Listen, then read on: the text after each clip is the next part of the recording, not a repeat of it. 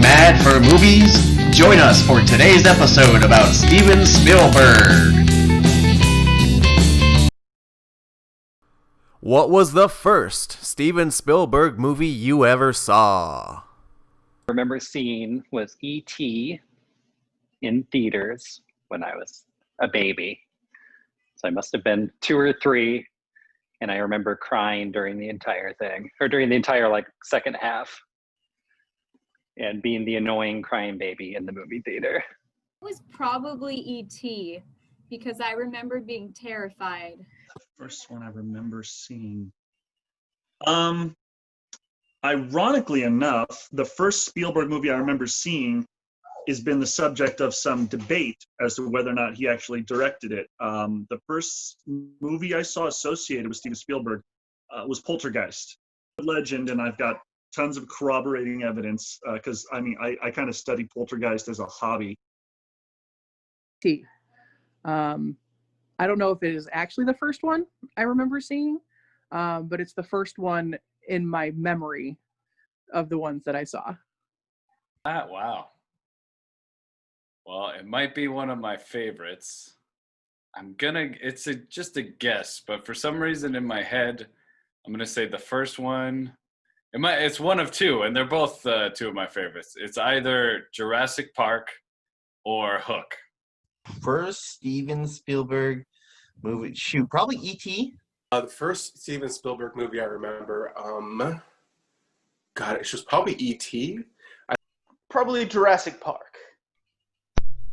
What is your favorite Steven Spielberg movie? I'm gonna say Favorite Probably also Jurassic Park.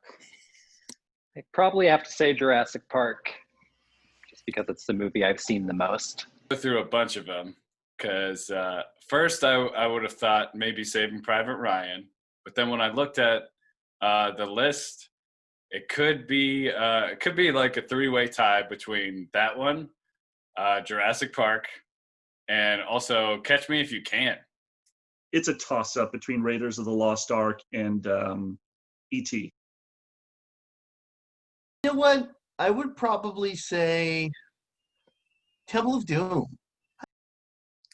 I have to say Hook because it's the movie that I will watch the most.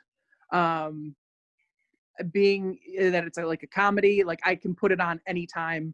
It gives me good feelings all the time. I don't have to be in a specific mood to watch it. So it might not be my favorite of his films in the sense where I think it's the best made movie, but I think it's my favorite of his. If someone would be like, what Spielberg movie would you want to watch every day for the rest of your life? It would be Hook 100%. What is your least favorite Steven Spielberg movie? What movies has he directed that are bad? Oh my God, forgot all about Indiana Jones. What's your least favorite? Oh, that's easy. Star Wars. Indiana Jones and the Crystal Skull. I would have to say Ready Player One. It fell so short. It was too crammed in. It was too disassociated from the book. I don't know that I have a ton of negative emotions toward any movie that I've seen that was done by him, but if I had to pick one, I'd probably say War of the Worlds. Least favorite Steven Spielberg movie is probably Crystal Skull. Which character of Steven Spielberg's would you like to be? Okay, well now you're in my dreams. Be one of the raptors from Jurassic Park. Laura Dern in Jurassic Park because she's fantastic.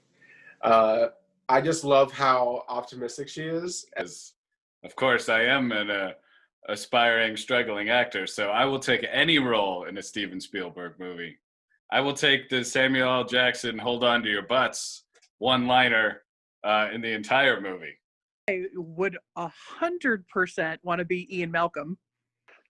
Well, I always wanted to be Short Round. Does that count? I find myself easily stepping into the shoes of someone like Ian Malcolm from Jurassic Park. I definitely want to be Jeff Goldblum. I mean, I just want to be Jeff Goldblum. So I could go to Neverland. I would be Tinkerbell. I could fly all around in Neverland. Yeah, that's what I want. Tell us a personal anecdote about Steven Spielberg. The theme of that night was literally John Williams and Steven Spielberg collaborations. Everything Spielberg, even things you wouldn't expect to hear, like War of the Worlds and stuff like that. And then when the man himself was on stage talking and relating stories, I was just like, this is it. We don't need to go to another one. Very exciting. When I was a kid, I lived in Los Angeles, and my dad had a construction company, and he was building a house for Steven Spielberg. And Steven Spielberg's a really cool guy, so he would often invite people who work for him to like family barbecues. So there was a big barbecue, and he invited my dad and my mom and the kids, and I was a little baby, and Steven Spielberg was like, "Oh, what a cute baby, let me hold it." So yep, Steven Spielberg held me as a baby, and it influenced his whole career. About 13, I wrote him a fan letter telling him how awesome he was and how he influenced my life. And then he sent me back a postcard that was signed from Steven Spielberg. So that was pretty exciting for my little kid self. What would movies be like without Steven Spielberg? Showing that movies can be big. They can have grandiose visions and take you there. And I think that's something that he imparted on the movie industry. I think they'd be less epic. Like you think about the big action films that he's done, and then you think about big action films from today. I don't think things would be as big if he didn't have his movies. I don't know, he kind of accidentally invented the blockbuster. So in a way, it was kind of detrimental to kind of like, oh, we've got to have these tentpole, big, amazing films. But then sometimes we get some like really fun, like well-made blockbuster movies. I'm not sure. We'd probably have a lot fewer blockbusters these days if it wasn't for Steven Spielberg.